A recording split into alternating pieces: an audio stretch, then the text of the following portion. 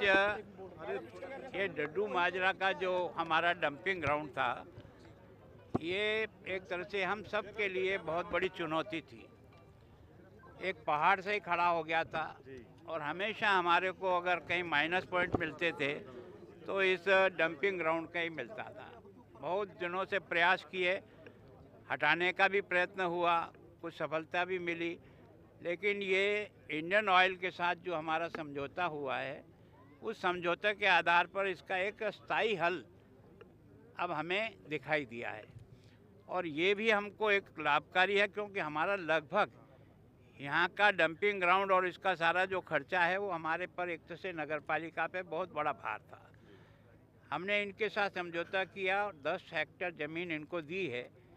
आगे आवश्यकता होगी तो उसके पास में हमने 5 हेक्टेयर और रखी हुई है और लगभग प्रतिदिन ये 200 एक तरह से टन हमारा ये कचरा काम में लेंगे और 30 टन इनको गोबर उपलब्ध कराएंगे, ताकि दोनों को मिला करके जो बायोगैस है ये प्लांट तैयार होकर के एक एनर्जी के रूप में परिवर्तन होगा। तो एक तरफ हमारी गंदगी का निदान होगा, दूसरी तरफ ये है कि हमको एनर्जी मिलेगी। मैं कह रहा हूँ मैं 200 टन प्रतिदिन प्रणाम, वो जो इन्होंने मुझे बताया 200 टन प्रतिदिन जो हमारा कचरा है वो उपयोग करेंगे। 30 टन ये गोबर जो है हम इनको उपलब्ध कराएंगे, पर लाना ले जाना खर्चा सब इनका होगा।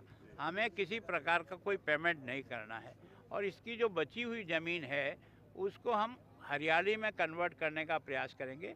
पहली बार इसके किनारे किनारे हमने मार्किंग की है, उसके फेंसिंग करके हम अगले साल जैसे ही जुलाई का पहली बारिश होगी उसके पहले सारी तैयारी रखेंगे और एक ही दिन में सारे लोगों को बुला करके अलग अलग डिपार्टमेंट को, अलग अलग एजेंसी को पहला वृक्षारोपण अब की बार जुलाई के महीने में जो भी बारिश के बाद पहला सप्ताह आएगा उसमें हम करेंगे और पेड़ इस तरह से खड़ा करने का प्रयास करेंगे कि जब हम दिसंबर में वापस यहाँ फंक्शन करने आएँ तो ये सारे पेड़ हमको जिंदे मिलें और हरियाली वास्तव में दिखे।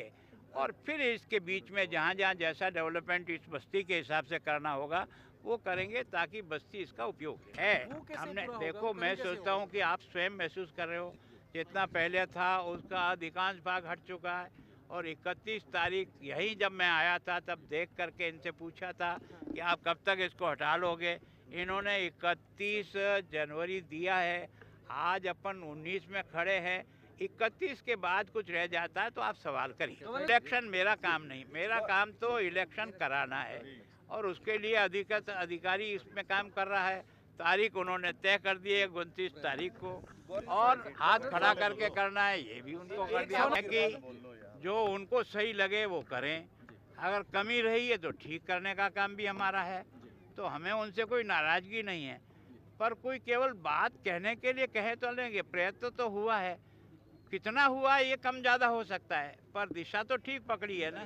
प्लांट है जी, इसकी तकरीबन 125 करोड़ का प्लांट है और 2028 तक ये कंप्लीट होने जा रहा है। और आज जो हमने एरिया, इसका MOU 20 नवंबर को साइन हो गया था और जो एरिया हमने ईयर मार्क किया था उसमें से 28 एकड़ क्लियर हो चुका है, उसमें से 10 एकड़ का एरिया हम इनको दे रहे हैं। इसमें म्यूनसिपल कॉरपोरेशन की तरफ से 1 पैसे का खर्च नहीं आने वाला, सारा खर्च जो है वो कंपनी बेयर करनेगी।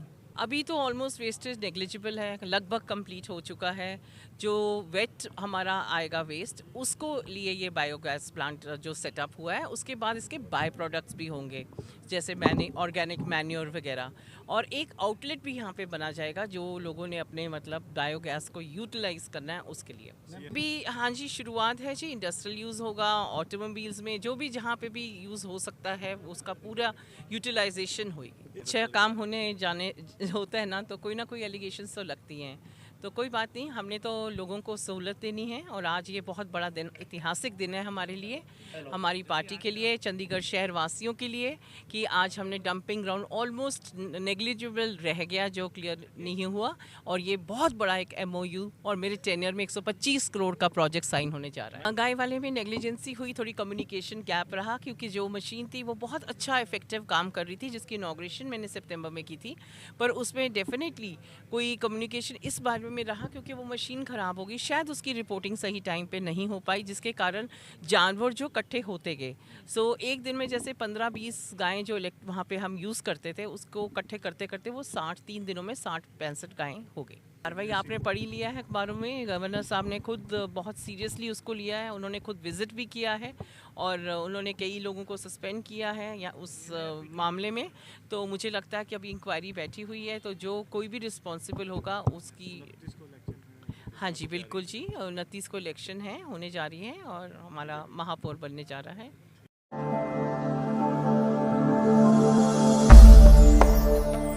भगवान का नाम और ध्यान घर में रहेगा हर वक्त, सकारात्मक प्रभाव वेदाक्ष धूप बत्ती से। वेदाक्ष ज्योतिष सेवा संस्थान द्वारा अभिमंत्रित धूप बत्ती रोज, मोगरा और बेलपत्र की महक से लक्ष्मी का होगा वास। वेदाक्ष धूप बत्ती।